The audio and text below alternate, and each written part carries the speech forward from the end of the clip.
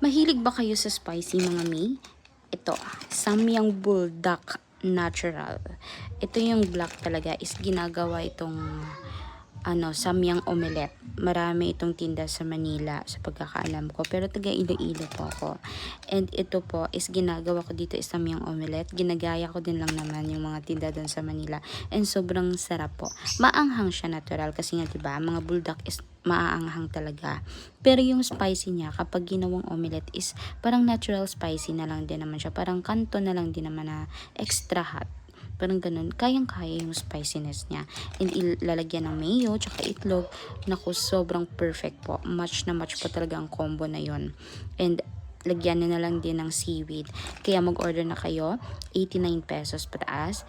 Meron na kayong samyang.